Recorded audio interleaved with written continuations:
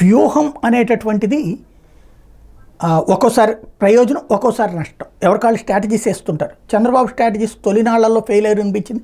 ఫైనల్గా చూస్తే అఖండ విజయం వచ్చింది. ఇప్పుడు జగన్మోహన్ రెడ్డి అద్భుత విజయం అనుకున్నాడు, అనర్థదాయకమైనటువంటి పరిస్థితికి ఫేస్ చేస్తున్నారు. అయితే వదిలేస్తారా రాజకీయం? ఎవడో వదలడు రాజకీయాల్లో ఉన్నటువంటి వాళ్ళు. అందులో 40% ఓట్లు వచ్చినోడు వదులుకుంటాడా?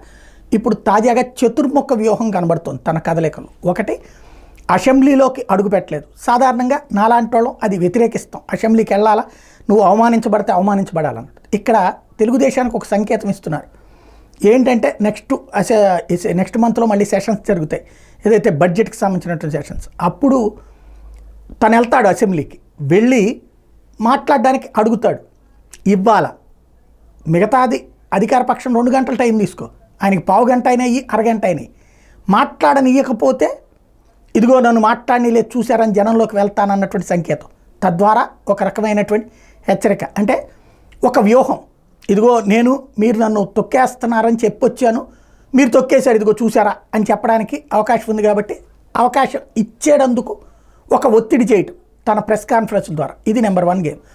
నెంబర్ 2 వచ్చేటప్పటికి అక్కడ కేంద్రంలో ఉన్నటువంటి 2 పార్టీలకి సంకేతాలు ఇవ్వడం. భారతీయ జనతా పార్టీ ఇదిగో నన్ను కనుక మీరు ఈ చంద్రబాబు నాయుడు రాచి రంపాన్ని పెట్టి ఇబ్బంది పెడుతుంటే మీరు వెనకాల నిలబడ్డారా, నేను వెళ్ళి ఎన్డీఏ కూటమిలో చేరతా, నేను ఇప్పటిదాకా తటస్థంగా ఉన్నాను, నా పార్టీ పెట్టినప్పటి నుంచి కూడా మీకు మద్దతు ఇస్తూనే వచ్చాను, అందులో నేను కాంగ్రెస్ వ్యతిరేకిని, అట్లాంటి నన్ను అటు పక్కకి పంపించేటటువంటి పరిస్థితి మీ మిత్రపక్షం ద్వారా వస్తుంది. కాబట్టి అలా కాకుండా ఉండాలంటే చూసుకోండి, నేను రాహుల్ గాంధీని కూడా విమర్శిస్తున్నాను, అంటే నేను మీ వాడిని గుర్తుపెట్టుకోండి అని చెప్పడం. తద్వారా ఎందుకంటే ఇప్పుడు ప్రధానమంత్రి, హోంమంత్రి అపాయింట్మెంట్ ఇవ్వలేదంటే అనుకోవచ్చు, రాష్ట్రపతి కూడా అపాయింట్మెంట్ ఇవ్వకుండా ఆపుతున్నారు అంటే నా కదలిక ఎదుగో ఇట్లా ఉంటుందని ఢిల్లీకి వెళ్ళి 8 మంది ఐఎన్డీఏ భాగస్వాములతో మీటింగ్లు అయ్యి చెప్పినటువంటి సంకేతం. నెంబర్ 3 వచ్చేటప్పటికి కాంగ్రెస్ పార్టీకి, మీకు మీ భాగస్వామి పక్షాలన్నీ నాతో బాగున్నాయి, కానీ నువ్వు నన్ను నాతో కలవట్లేదు, కాంగ్రెస్ పార్టీ మద్దతు ఇవ్వట్లేదు, అంటే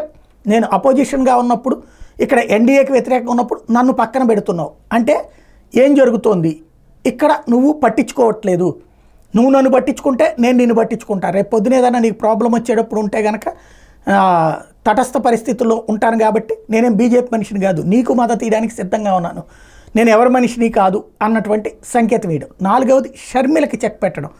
ఎలాగా అంటే చంద్రబాబు కాంగ్రెస్ పార్టీ, చంద్రబాబు రేవంత్ రాహుల్ ఒకటే అన్నటువంటి సంకేతం ఇవ్వడం ద్వారా నువ్వు షర్మిలకి మద్దతు ఇచ్చి నా మీద కనుక ఎగదోస్తే నువ్వు తెలుగుదేశం ఒక్కటేనన్న సంకేతం ఇస్తాను. రేపు పొద్దున్న నీకు తెలంగాణలో బ్యాండ్ పడుతుంది. ఎందుకంటే ఆంధ్రాలో కాంగ్రెస్ పార్టీ పుంజుకునేటటువంటిది ఇప్పట్లో అసాధ్యమైనటువంటి, కానీ తెలంగాణలో కాంగ్రెస్ పార్టీకి వచ్చినటువంటి ఓట్లలో అక్కడ రాజశేఖర రెడ్డి అభిమానులు కూడా ఉంటారు.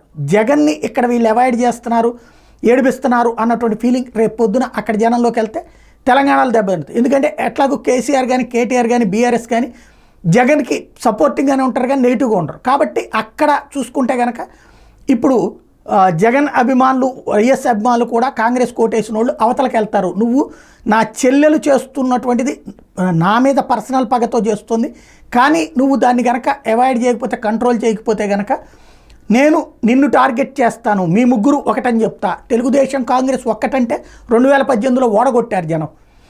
అట్లాంటి పరిస్థితి సంకేతం ఇస్తానన్నటువంటిది పరోక్ష హెచ్చరిక. ఓవరాల్గా తన రాజకీయ ఎత్తుగడ అన్నది ప్రారంభించారు. దీని మీద ఈయన ఎత్తిది అవతల వాళ్ళు ఎత్తులు ఎట్టుంటాయో చూడాలి.